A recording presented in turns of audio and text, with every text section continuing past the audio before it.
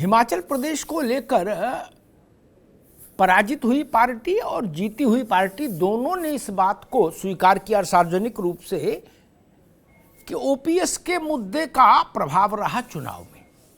OPS मतलब old pension scheme, पुरानी pension योजना, जिसकी मांग सरकारी कर्मचारी लगभग हर राज्य में कर रहे हैं देश के, और आज करीब, अगर मैं सही याद कर रहा हूं, आधा दर्जन राज्यों ने इस पुरानी पेंशन योजना को बहाल भी कर दिया है।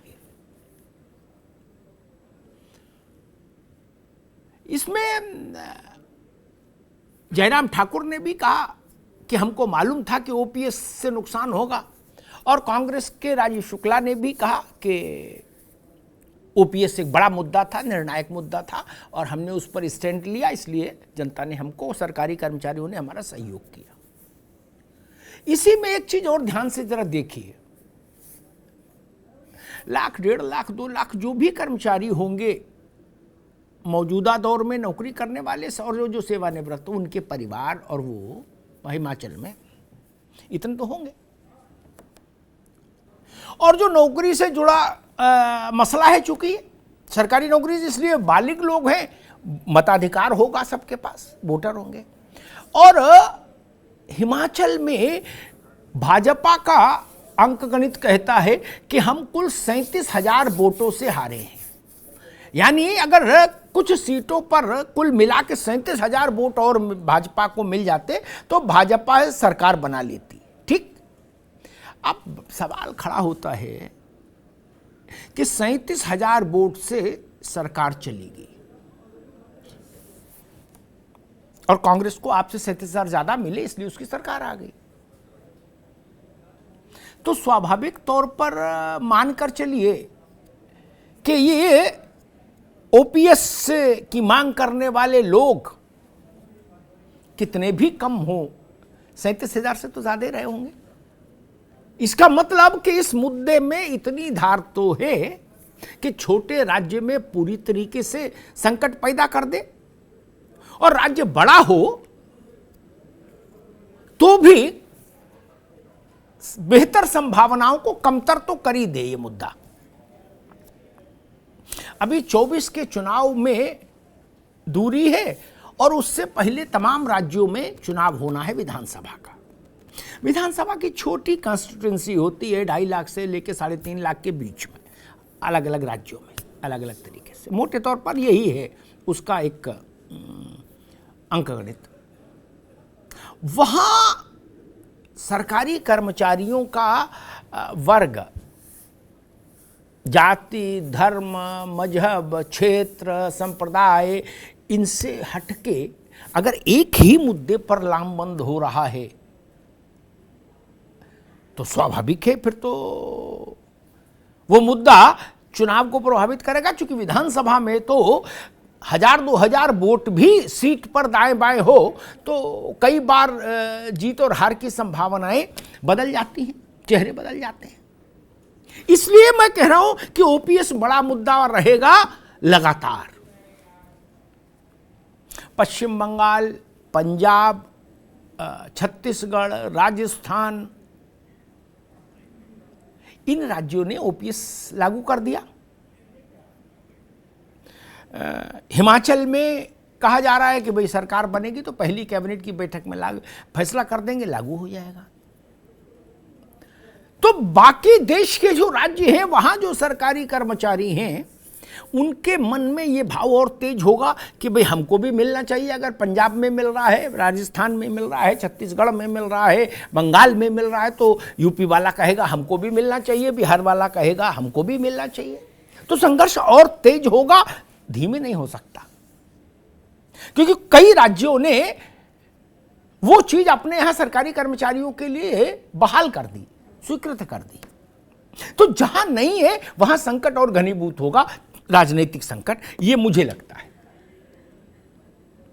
कांग्रेस पार्टी अर्थशास्त्र में नहीं पढ़ रही, वो राजनीति शास्त्र में पढ़ रही है फिलहाल। इसलिए उसने राज्यों में कह दिया कि भाई हम ओपीएस लागू करेंगे। हिमाचल में भी वो बहुत वोकल थी।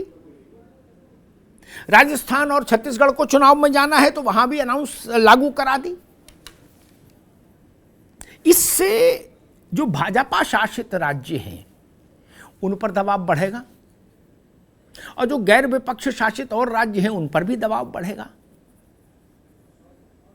और मुझे लगता है कि चूंकि सरकारी कर्मचारी हर राज्य में हैं, कोई राज्य ऐसा तो है नहीं कि सरकारी कर्मचारी, बिना सरकारी कर्मचारी के सरकार कहां चलती है, तो हर राज्य में यह मुद्दा रहेगा और संकट का कारण बनेगा, टेंशन का कारण बनेगा।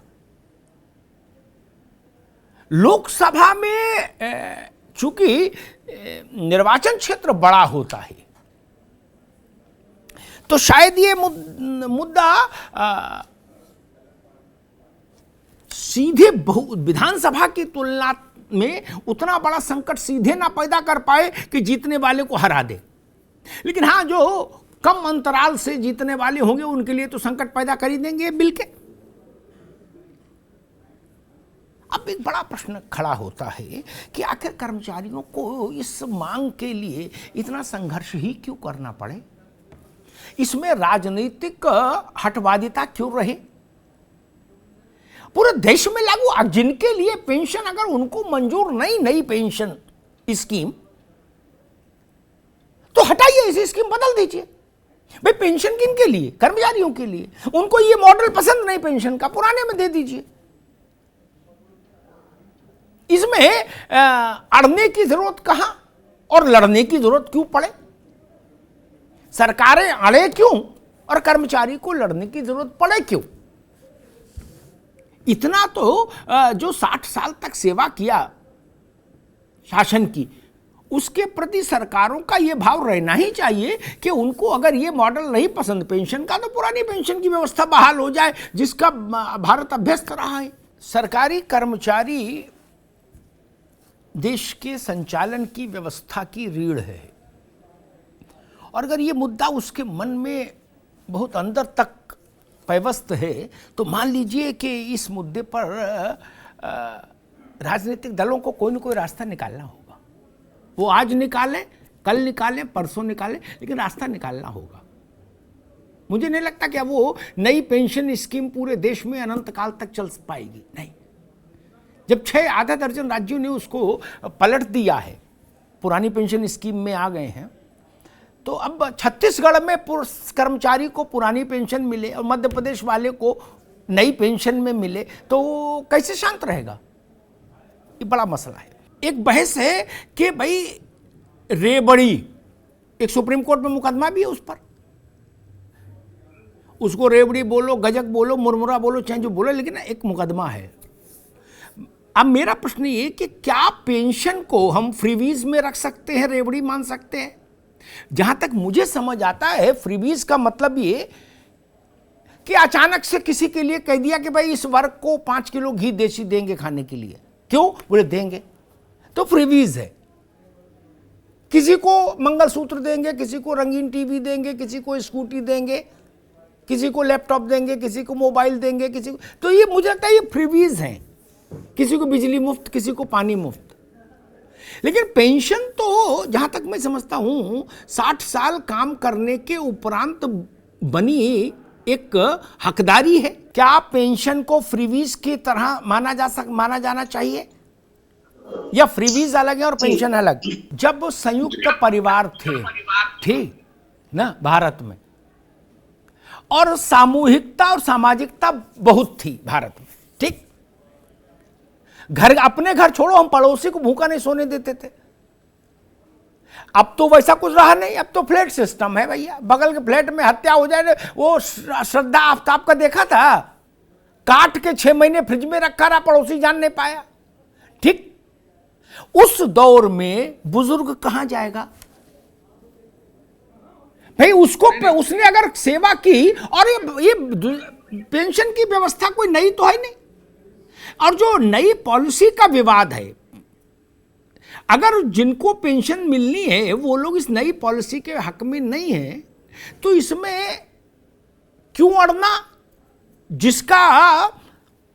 अगर भारत के सरकारी कर्मचारियों को पुरानी पेंशन व्यवस्था मंजूर है तो उसी पर क्यों नहीं चले जाए? आखिर देश के आधा दर्जन राज्य वापस चले गए, अगर ये एक तर्क होगा कि इस सरकारी नौकरी में आदमी पेंशन के चक्कर में आता है, ये तर्क इसलिए ठीक नहीं, एक तो ये करोड़ों लोगों के सम्मान, आत्मसम्मान पर भी चोट करता है, और दूसरी बात, भारत की सेना भी पेंशन पाती है। क्या सेना में कोई ये 10-5 हजार रुपए तन पेंशन के चक्कर में आता है प्राण देने के लिए? नहीं। अभी मनोज भाई, अभी हम भारत के संभ्रांत वर्ग के घरों में जाएं और उनसे कहें तुम्हारे लड़के को परमानेंट पेंशन मिलेगी, सेना में भेज दो, वो हमको लाठी से मारेंगे, कहेंगे हमारा लड़का मरवाओगे हैं, भगो यहां से। क्या वो सेना में जो आदमी लेह में, लद्दाख में पोस्टेड है, फेफड़े गला रहा है, प्राण दे रहा है, वो 10-20-50 हजार की पेंशन के लिए है? या कल को कोई ये भी बोल सकता है कि नहीं वो उसको कैंटीन से एक बोतल रम की मिल जाती इसलिए सेना में गया? नहीं ना। हम आपको 10 बोतल दे दें रम की महीने में, आप सेना में चले जाएंगे? नहीं जाएंगे। सेना में कौन है? गरीब का लड़का है। एक दूसरी बात मैं कहूं, राजनेताओं को एक दिन की सदस्यता हो मिल जाए विधानसभा की, विधान परिषद की, राज्यसभा की, लोकसभा की, जीवन भर भयंकर पेंशन के अधिकारी, उससे भी बड़े भयंकर भत्तों के अधिकारी। वो क्या सोच के आते? वो देश आजादी की लड़ाई लड़ने के लिए आ रहे हैं? नहीं ना। अब तो लड़ाई होने नहीं आजादी की, अब तो आजादी की लड़ाई नहीं हो रही ना। वो किस लिए आ रहे फिर विधायक बनने? इसी के लिए कि जब तक रहेंगे तब तक दूसरी व्यवस्था, उसके बाद सरकारी व्यवस्था। नहीं, इसी भाषा नहीं, बड़ा इससे रोष पैदा होता है। अब हम आते हैं हिमाचल पर। हिमाचल की चर्चा नहीं करने आए, हिमाचल के जरिए चर्चा करने आए हैं। क्या आपको लगता है, आप पूरे देश में घूमते हो, कि अभी 10-12 राज्यों में चुनाव होना है लोकसभा चुनाव से पहले, जिसमें मध्य प्रदेश है, छत्तीसगढ़ है, राजस्थान है, बड़े राज्य भी है। क्या आपको लगता है कि आप हिमाचल के उदाहरण ने यह समझा दिया कि ओपीएस के मामले में पार्टियों को और ज्यादा संजीदा होना होगा और कर्मचारियों की नाराजगी को दूर करना होगा? हिमाचल से कुछ उम्मीद बंधी? क्योंकि देखिए अल्टीमेटली विजय बंधु कह रहे हैं राजनीतिक मुद्दा नहीं, लेकिन मैं उनकी बात से इसलिए सैद्धांतिक तौर पर सहमत नहीं, चूंकि सारे फैसले भारत में राजनीतिक व्यवस्था ही कर सकती है, इसलिए हर मुद्दा राजनीतिक है। राजनीतिक होना मुद्दे का कोई गलत होना, कोई गंदा होना नहीं होता शब्द। अगर कहीं हमको नल भी लगवाना है, हैंडपंप भी लगवाना है, तो भी वो व्यवस्था ही उसको सैंक्शन करेगी ना, और व्यवस्था राजनीतिक प्रभाव की होती है, इसलिए हर मुद्दा राजनीतिक है भाई। किसी मोहल्ले में पार्क बनवाना है तो भी विधायक जी को ढूंढना होगा, इसलिए सब मुद्दे राजनीतिक। रणवीर जी, आपको क्या लगता है, ये पैरामिलिट्री फोर्सेस का एक इतना बड़ा एक महासंगठन आप चला रहे हैं, और अब जो हिमाचल से जो स्थिति बनी है, 37,000 वोट से सरकार बन गई और 37,000 वोट से सरकार चली गई। 37,000 वोट मतलब यूपी के संदर्भ में देखो तो मूंगफली भी नहीं है, मूंगफली भी नहीं है। आशीष चतुर्वेदी जानते होंगे, 37,000 को मतलब ही नहीं। वहां उतने में भूतपूर्व हो गए और कुछ लोग सरकार में आ गए। एक मसला है, मैं तो बड़ा प्रैक्टिकल तौर पर सोचता हूं, हरियाणा, पंजाब, हिमाचल को एक तमाम चीज़ों में एक साथ रख के नापा तोला जाता है, ठीक। हम लोग चैनल भी खोलते थे तो इस हरियाणा, पंजाब, हिमाचल को एक टेरिटरी मानते, एक बाजार, ठीक। अब हरियाणा में, अरे पंजाब में पुरानी पेंशन, हिमाचल में पुरानी पेंशन, हरियाणा में चुनाव अनाउंस होगा तो बवाल नहीं हो जाएगा? बताओ। वो आप लाख कहो कि जी आत्मनिर्भर करेंगे, विकास करेंगे, ये करेंगे, वो करेंगे, आदमी कहेगा भाई साहब जब 2 जगह मिल रहा तो हमको क्यों नहीं मिलेगा?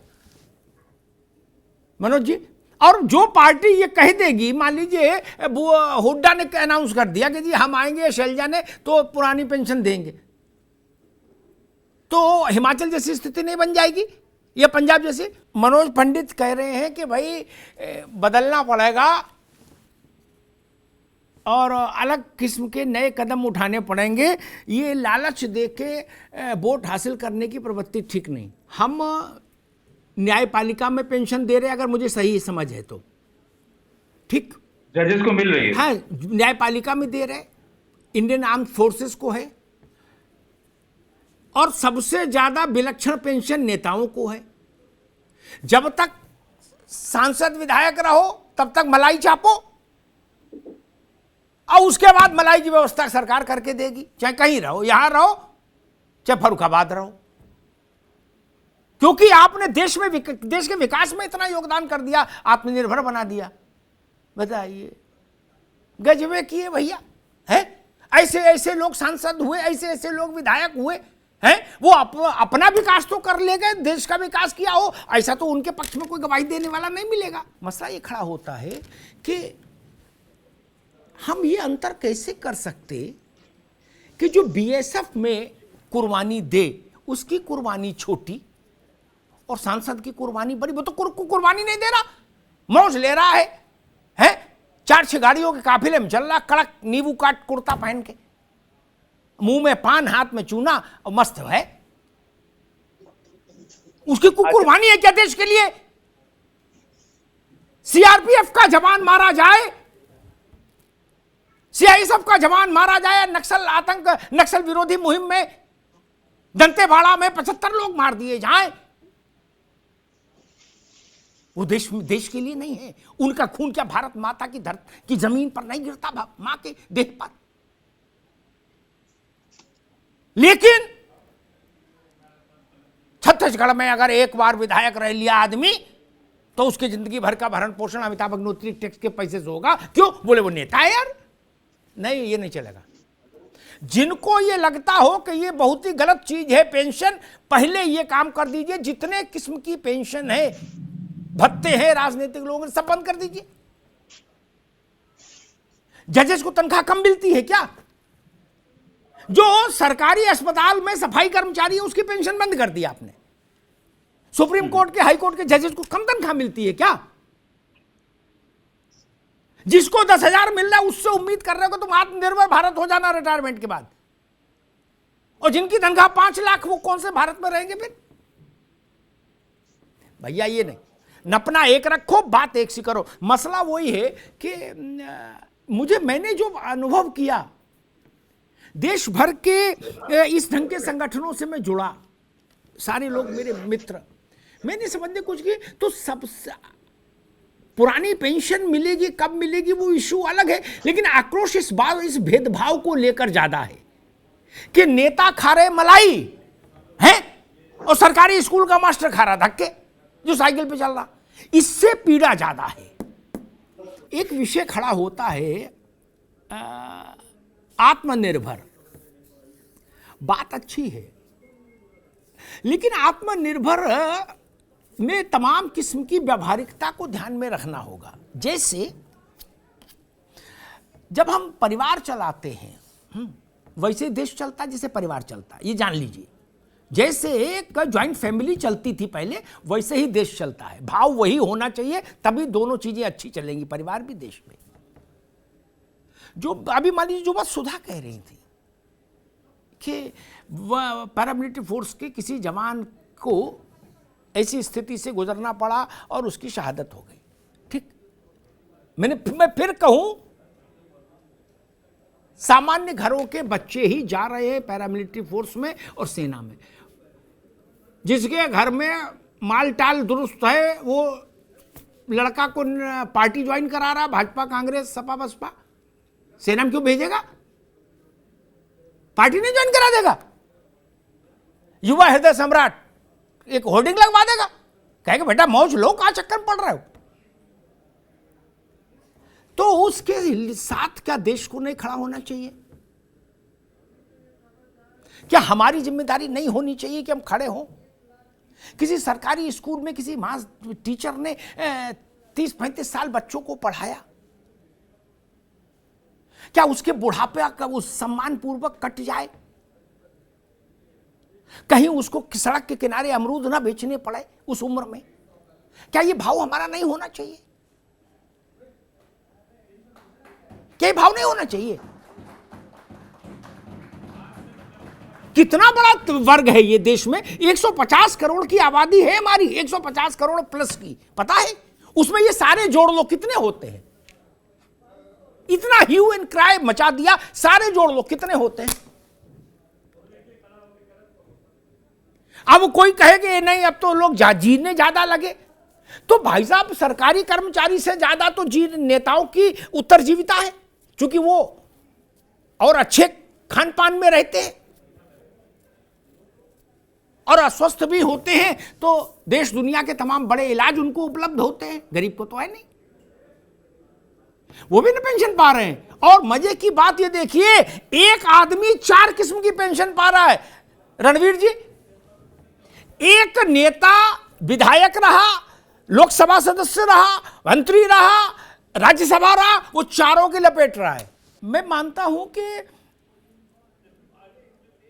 इतने बड़े देश में जिसकी आबादी 150 करोड़ हो, उसमें अच्छा सारे सरकारी कर्मचारी जोड़ रहे हैं हम, तो कितने होंगे राज्य और केंद्र मिला के? ये मामला है अंक गणित का भी। 80 लाख लोग, 10,000 रुपया प्रति माह औसत जमा कर्मचारी का, 10,000 गुणे 80 लाख गुणे 14% सरकार का 14,000, यानी 10,000 गुणे 80 लाख गुणे 14,000 पर मंथ। ये तो सब मशीन ही फेल हो जाएगी गिनने वाली। इतना तो अब तक आत्मनिर्भर हो जाना चाहिए था भारत, इतना पैसा हर महीने आ रहा है, अब कहां बचा आत्मनिर्भर में समस्या? मनोज जी और सरल कर लें, 80 लाख गुणे 24,000, 10 और 14 जोड़ दो, अलग अलग कहा नहीं, इतना पैसा निजी कंपनियों को जा रहा है हर महीने। ठीक भाई, अगर 1100 का 1150 करोड़ रुपया महीने में हिमाचल में जा रहा है एम्प्लॉई और एम्प्लॉयर, यानी सरकार और कर्मचारी का अंशदान मिला के निजी कंपनियों को, तो उससे बेहतर तो 500 करोड़ वाली योजना नहीं है पुरानी, कर्मचारी भी खुश और 650 करोड़ रुपया भी बचे। मेरी राय में सबसे महत्वपूर्ण प्रश्न ये कि इस विवाद का समाधान कैसे हो, और सरकार का या राजनीतिक दलों का व्यू पॉइंट कोई ऐसा नहीं होता कि वो पत्थर की लकीर है, सरकार हो चाहे दल हो, वो तो जब देखते हैं चुनाव हार रहे हैं तो फिर बात बदल जाती है, वो कोई इशू नहीं है। वैसा थोड़े वो कल ऐसा भी हो सकता है कि भाजपा ही अनाउंस कर दे कि हम पुरानी पेंशन देंगे और एक दिल्ली में बड़ा कार्यक्रम करें और सबको माला पहनाने। कितनी देर लग रही करने में? बाबू तो बैठे ही इस बात के लिए, बोले अब पुरानी पेंशन के कागज बना दो, वो पुरानी की जय जयकार के बना देंगे, नई वाले के डिलीट कर देंगे, उन्हें क्या जा रहा है? हाकिम आदेश करे वो हो जाएगा, वो कोई इशू नहीं। लेकिन इससे मुक्ति कैसे हो? क्या ऐसा नहीं हो सकता कि जो एक बड़ा अमाउंट उसमें जो भय है, वो मालूम है क्या है? वो भय ये है कि बाजार के भरोसे, बाजार के फ्लक्चुएशन के भरोसे आपने कर्मचारी को छोड़ दिया कि तेरी किस्मत, जहां पैसा बाजार में लगे वो अच्छा रिटर्न दे जाए तो तेरी किस्मत, और डूब जाए तो तेरी किस्मत। क्या इधर रोने नहीं आना है ना, जो मैं समझ पाया सरल हिंदी में। ठीक, इसी की लड़ाई है कि भाई रोने के लिए कोई घर तो बताओ, हमारी पैसा डूब जाए तो हमें तो कष्ट होगा। क्या ऐसा नहीं हो सकता कि सरकार अपने कौशल से अच्छी जगह इन्वेस्ट करे, अर्थशास्त्री रखे, सब दिमाग लगा? मनोज जी आप भी सुन लो, लेकिन एक न्यूनतम रिटर्न की गारंटी सरकार दे भारत की या राज्य की, फिर चलो ठीक है लगाओ आप बाजार में पैसा। लेकिन आपको यह करना पड़ेगा कि भैया 10% का रिटर्न या 12% का रिटर्न रहेगा हर हालत में। ऐसा नहीं हो सकता कि रिटायरमेंट के बाद 782 रुपए का चेक मिले। एक तो यह है कि भाई एनपीएस की योजना वापस लीजिए और केंद्रीय स्तर पर पुरानी पेंशन बहाल हो। एक दूसरी बात यह आती है कि एनपीएस में एक मिनिमम गारंटी स्कीम लागू की जाए कर्मचारी के लिए। मनोज जी, मुझे लगता है कि सबसे ज्यादा लोकतांत्रिक व्यवस्था ये होगी कि कुल 80 लाख का मामला है, 80 करोड़ का मामला तो है नहीं। और सब लोग जो भी नौकरी कहीं कर रहा है राज्य में या केंद्र में, वो डिजिटली कनेक्टेड है सरकार से, ठीक। 48 घंटे में इस पर रेफरेंडम हो सकता है कि भाई ये 80 लाख लोग क्या चाहते हैं। नहीं, इन्हीं के लिए है ना, नई हो चाहे पुरानी हो, ठीक ना। तो 80 लाख लोगों से क्यों नहीं पूछ ले एक बार कि भाई तुम क्या चाहते हो। हम कह रहे छोड़ो विजय बंधु को, आपको लगता है विजय बंधु नेतागिरी कर रहे हैं, छोड़ दो। रणवीर जी बोले नहीं ये संगठन बना लिए, इनको भी छोड़ देते हैं। सुधा जी को भी छोड़ो, आशीष जी को भी छोड़ो। 80 लाख से पूछ लो, एक मेल डाल दो सबको कि भैया तुम एनपीएस चाहते हो, ओपीएस चाहते हो। लोकतांत्रिक ढंग से जो उत्तर आए उस पर फैसला ले दीजिए अगले दिन, 3 दिन में मामला निपट जाएगा। एक रास्ता। दूसरा रास्ता मैं कहता हूं कि जो लोग बड़ी तनख्वाहों में सरकार में काम कर रहे हैं, मेरी बात समझिएगा, नई बात कह रहा हूं, 2 लाख 2.5 लाख 3 लाख रुपए की सैलरी में काम कर रहे हैं, मान लीजिए, उनको पुरानी मिले नई मिले, वो बहुत ज्यादा फर्क नहीं पड़ेगा, उतनी व्यवस्था उनके पास कुशन रहता है।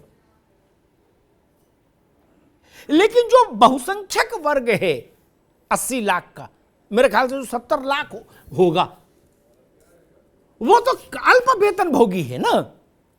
वो क्या खाएगा, क्या बचाएगा, क्या कर लेगा, उसके लिए गारंटी होनी चाहिए, उसके लिए भारत की सरकारों का संरक्षण होना चाहिए।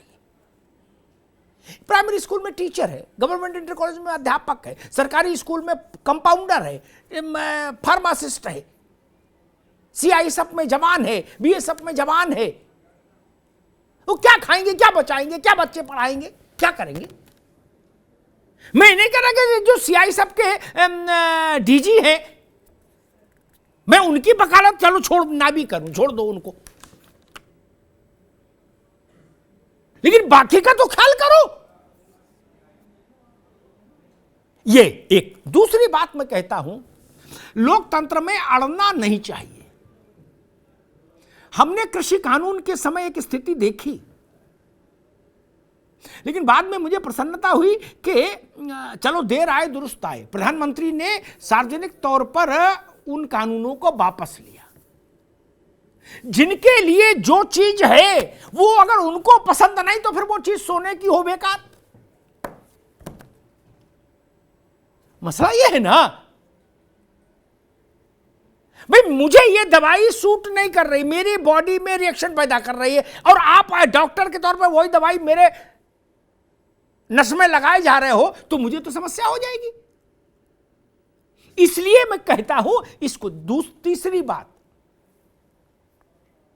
गुड़ परसों दे देना, ठीक, मेरी बात समझिए ध्यान से सब लोग, सारे राजनेता, गुड़ परसों दे देना, लेकिन गुड़ जैसी बात तो आज से ही करो यार।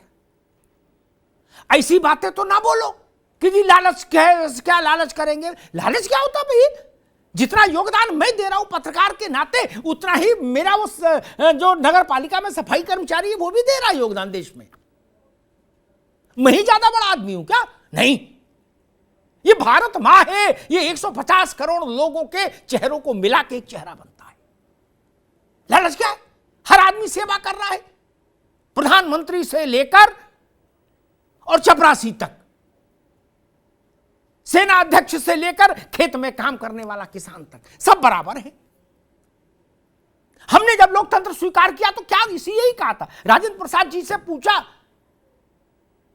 26 जनवरी 1950 जब संविधान स्वीकार किया मनोज भाई, तो एक विदेशी पत्रकार ने राजेंद्र बाबू से पूछा कि राजेंद्र बाबू क्या फर्क आ गया, तो उन्होंने कहा कि अब प्रजा राजा हो गई, पहले राजा राजा होता था, अब प्रजा हो गई।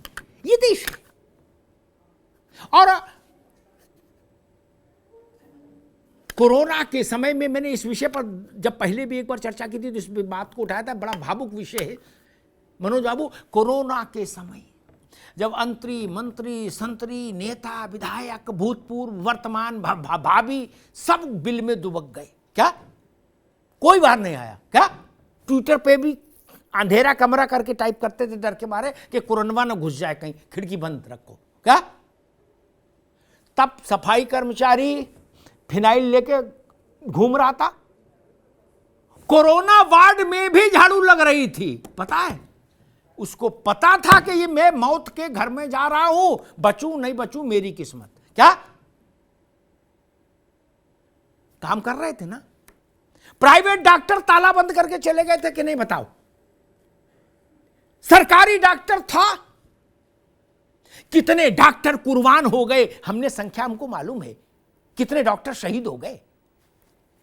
इसीलिए वो युद्ध से 71 की लड़ाई से छोटा नहीं था, उससे बड़ा था कोरोना की लड़ाई। 71 की लड़ाई छोटी थी उसके मुकाबले। जो सरकारी कर्मचारी राजस्व विभाग के थे वो राशन बांट रहे थे कि नहीं? मेरी पत्नी सरकारी विद्यालय में टीचर है, भरे कोरोना में विजय बंधु राशन बांटने जाती थी। जब जाती थी तो आंख में आंसू आ जाता था, जब आती थी तो बच्चों को देख के आंख में आंसू आ जाता था कि पता नहीं क्या लेके आए हैं हम, कोरोना तो नहीं है, लेकिन राशन बांटा। कोई मुख्यमंत्री राशन नहीं बांटने आया, कोई मंत्री राशन बांटने नहीं आया, वही उन्हीं लोगों ने बांटा। एयरपोर्ट खाली नहीं छोड़ा, जबकि पता था कि कोरोना का जंजाल ये एयरपोर्ट से ही आया था, विदेश से ही अल्लाह के लोग आए थे, भारत में नहीं था। यही रणवीर सिंह जी के जूनियर प्राण देने के लिए वहां खड़े थे कि नहीं खड़े थे? बताइए। है उनको हम इन जंजाल में फंसाएंगे इस नियम कायदे में कि नहीं जी अब तो ऐसा है और जी वैसा है? नहीं, आत्मनिर्भर की बात अच्छी है, उद्योग धंधों में आत्मनिर्भर हो हम, एथेनॉल ज्यादा पैदा करें, बनाएं, जिससे डीजल पेट्रोल पर आज निर्भरता खत्म हो, भारत का पैसा बचे, वो आत्मनिर्भर है भारत है। हमारी आपकी व्याख्या में थोड़ा अंतर है, भाव एक हो सकता है लेकिन व्याख्या अलग है। अगर हम डीजल और पेट्रोल का आयात घटा लें, उसकी जगह एथेनॉल को, हाइड्रोजन को उपयोग में ज्यादा बढ़ा दें, तो सारे देश के सरकारी कर्मचारियों की पेंशन उसी से निपट जाएगी। कहां चक्कर में पड़े हो भैया? सिर्फ इतना ही हो जाए, बाकी छोड़ो कहानी। नितिन गडकरी ने किताब लिखी है कि वेस्ट मटेरियल से वेल्थ कैसे क्रिएट करें, हैं? उसको पढ़िए तो अद्भुत अद्भुत प्रयोग हैं। भारत उनसे आत्मनिर्भर बनेगा भाई। सिपाही की पेंशन रोक के आत्मनिर्भर बनेंगे क्या? ना, ये तरीका ठीक नहीं भाई। राजनेता जिनकी सुरक्षा में रहते हैं, जो गोली पहले खाते हैं राजनेताओं को बचाने के लिए, वो राजनेता पैसा पेंशन पाए और जो गोली खाए वो आत्मनिर्भर हो जाए? नहीं, ये स्वीकार नहीं, ये मंजूर नहीं। जो सक्षम है वो आत्मनिर्भर हो, स्वावलंबी हो, अपना रास्ता देख लें, कोई दिक्कत नहीं। लेकिन जिनके सामने जीवन के चौथे चरण में सम्मान के साथ रोटी, मसला रोटी का नहीं है मनोज बाबू, केवल आत्म स्वाभिमान के साथ रोटी। अच्छा एक बात बताओ, जब तक भारत का हर आदमी आत्मनिर्भर नहीं होगा, देश आत्मनिर्भर हो सकता है क्या? नहीं ना। देश क्या है? अभी कोई पूछे व्हाट इज इंडिया, तो भारत की कोई मूर्ति तो है नहीं ना कि ये दिखा दें ऐसा कुछ करके कि ये भारत है ना। ना, क्या भारत माता क्या है? यहां के लोग की लाठी अगर हम छीन लेंगे तो वो गिर पड़ेंगे भाई। जवानी में आदमी अपना रास्ता खुद चल सकता है, बुढ़ापे में किसी की उंगली की जरूरत पड़ती है, और वो उंगली शासन की होनी चाहिए, सत्ता की होनी चाहिए और समाज की भी होनी चाहिए। जिन लोगों ने कुर्बानियां दी, केवल कुर्बानी शहादत ही नहीं होती, गोली खाना ही नहीं होता, सुदूर इलाकों में जहां सुविधा नहीं है, वहां जो टीचर्स पढ़ा रहे हैं, मेरे हृदय में उनके लिए भी बड़ा सम्मान है। सफाई कर्मचारियों के प्रति बड़ा सम्मान है। मनोज बाबू, हम आप सब ने देखा कि आज भी छोटी तनख्वाह का काम करने वाला सफाई कर्मचारी गटर में उतर के गटर साफ करता है, उसमें कितने लोग मर जाते हैं। क्या उनका त्याग किसी से कम है? नहीं, मेरी नजर में उनका त्याग बहुत बड़ा है। वो मिले तो उनके पांव धोने चाहिए। व्यक्ति की कुर्बानी हो जाती है भाई।